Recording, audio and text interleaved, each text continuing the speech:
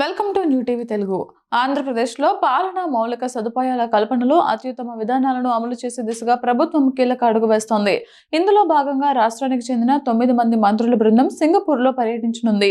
ఈ నెల 21వ తేదీ నుంచి 27వ తేదీ వరకు ఈ పర్యటన కొనసాగుతోంది. సింగపూర్లోని అధునాతన పాలనా వ్యవస్థ, శాంతి భద్రతల నిర్వహణ, రోడ్లు, పర్యాటక రంగాలను సమగ్రంగా అధ్యయనం చేయడమే ఈ పర్యటన యొక్క ప్రధాన లక్ష్యం. ఈ పర్యటన నేపథ్యంలో ముఖ్యమంత్రి చంద్రబాబు మంత్రుల బృందంతో ప్రత్యేకంగా సమావేశమై పలు సూచనలు చేశారు.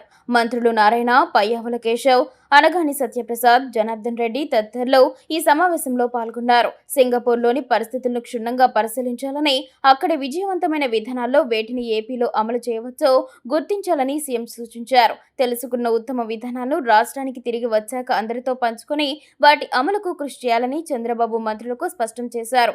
ఈ పర్యటన ద్వారా సింగపూర్ తరహాలో అత్యుత్తమ పాలన, మౌలిక వస్తువులు, పర్యాటకాన్ని ఏపీలో అభివృద్ధి చేయాలని ప్రభుత్వం లక్ష్యంగా పెట్టుకుంది.